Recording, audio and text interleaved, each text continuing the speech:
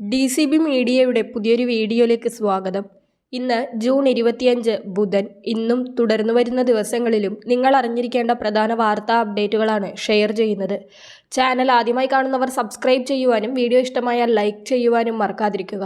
ആദ്യത്തെ അറിയിപ്പ്: കേരള സംസ്ഥാന ന്യൂനപക്ഷ ക്ഷേമ വകുപ്പ് മുസ്ലിം, ക്രിസ്ത്യൻ, ബുദ്ധ, സിഖ്, പാഴ്സി, ജൈന എന്നീ ന്യൂനപക്ഷ മതവിഭാഗങ്ങളിൽപ്പെട്ട വിധവകളായിട്ടുള്ള അല്ലെങ്കിൽ ഭർത്താവ് ഉപേക്ഷിക്കപ്പെട്ട സ്ത്രീകൾ അല്ലെങ്കിൽ നിയമപരമായി വിവാഹബന്ധം വേർപെടുത്തിയ സ്ത്രീകൾ അല്ലെങ്കിൽ ഭർത്താവിനെ കാണാതായത് മൂലം വിധവയ്ക്ക് സമാനമായി ജീവിക്കുന്ന സ്ത്രീകൾ എന്നിവരുടെ ഭവന പുനരുദ്ധാരണത്തിന് വേണ്ടി 50,000 രൂപ ധനസഹായം നൽകുന്ന ഇമ്പിച്ചിബാവ ഭവന പുനരുദ്ധാരണ പദ്ധതിയിലേക്കുള്ള 2025-26 സാമ്പത്തിക വർഷത്തിലെ അപേക്ഷകൾ ക്ഷണിച്ചിരിക്കുകയാണ്.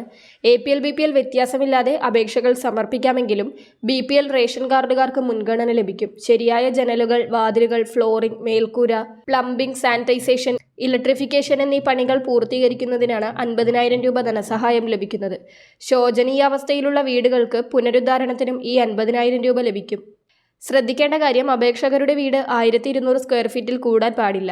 അപേക്ഷക കുടുംബത്തിലെ ഏക വരുമാനദാതാവായിരിക്കണം. അപേക്ഷകയ്ക്കോ അവരുടെ മക്കൾക്കോ ശാരീരിക മാനസിക വെല്ലുവിളികൾ നേരിടുന്നുണ്ടെങ്കിൽ അവർക്കും മുൻഗണന ലഭിക്കും. വകുപ്പ് പ്രത്യേകം തയ്യാറാക്കിയ അപേക്ഷാ ഫോം മുഖേനയാണ് അപേക്ഷ സമർപ്പിക്കേണ്ടത്. അപേക്ഷാ ഫോം www.minorityWelfare.kerala.gov.in എന്ന വെബ്സൈറ്റിൽ നിന്നും ലഭിക്കുന്നതാണ്.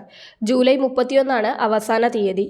അടുത്ത അറിയിപ്പ്: ഒഴിവാക്കൽ മാനദണ്ഡങ്ങളിൽ ഉൾപ്പെടാത്ത മുൻഗണനേതര നീലവെള്ള റേഷൻ കാർഡുകൾ മുൻഗണനാ വിഭാഗമായ PHH പിങ്ക് വിഭാഗത്തിലേക്ക് മാറ്റുന്നതിനായുള്ള ഓൺലൈൻ അപേക്ഷകൾ സ്വീകരിക്കുന്ന തീയതി ജൂൺ 30 വരെ സർക്കാർ നീട്ടിയിരുന്നു. ഇനി കേവലം 5 ദിവസങ്ങൾ മാത്രമാണുള്ളത്. അതിനാൽ അപേക്ഷകൾ അംഗീകൃത അക്ഷയ കേന്ദ്രങ്ങൾ വഴിയോ അല്ലെങ്കിൽ സിറ്റിസൺ ലോഗിൻ പോർട്ടൽ വഴി ജൂൺ 30 വൈകിട്ട് 5 മണിക്ക് മുമ്പ് സമർപ്പിക്കുവാൻ ശ്രദ്ധിക്കുക. അടുത്ത അറിയിപ്പ്: സംസ്ഥാനത്ത് നവംബർ 1 മുതൽ കേരളത്തിൽ റവന്യൂ കാർഡ് ലഭ്യമാക്കുമെന്ന് റവന്യൂ മന്ത്രി കെ രാജൻ അറിയിച്ചിരിക്കുകയാണ്. കേരളത്തിലെ ഡിജിറ്റൽ റീസർവേ പൂർത്തീകരിച്ചിട്ടുള്ള എല്ലാ വില്ലേജുകളിലും നവംബർ 1 മുതൽ റവന്യൂ കാർഡ് ലഭ്യമാകും. QR കോഡ് ഘടിപ്പിച്ച 10 അക്ക നമ്പറുള്ള കാർഡ് വഴി വില്ലേജ് ഓഫീസുകളിൽ നിന്ന് ലഭ്യമാകേണ്ട ഭൂമിയുടെ വിവരങ്ങൾ, കെട്ടിടത്തിന്റെ വിശദാംശങ്ങൾ ഉൾപ്പെടെയുള്ള വിവരങ്ങൾ എളുപ്പത്തിൽ ലഭ്യമാകുമെന്നും മന്ത്രി പറഞ്ഞു. അടുത്ത അറിയിപ്പ്: 2025-26 സാമ്പത്തിക വർഷത്തെ പെൻഷൻ മസ്റ്ററിംഗ് ഇന്നു മുതൽ ആരംഭിക്കുകയാണ്. ഇത് ചെയ്യുവാനായി ആധാറുമായി എല്ലാവരും അക്ഷയ കേന്ദ്രങ്ങളിലാണ് എത്തിച്ചേരേണ്ടത്.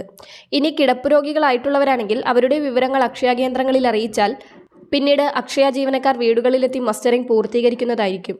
അക്ഷയ കേന്ദ്രങ്ങളിലെത്തി മസ്റ്ററിംഗ് ചെയ്യുന്നതിന് 30 രൂപയും ജീവനക്കാർ വീടുകളിലെത്തി മസ്റ്ററിംഗ് പൂർത്തിയാക്കുന്നതിന് 50 രൂപയും നൽകണം.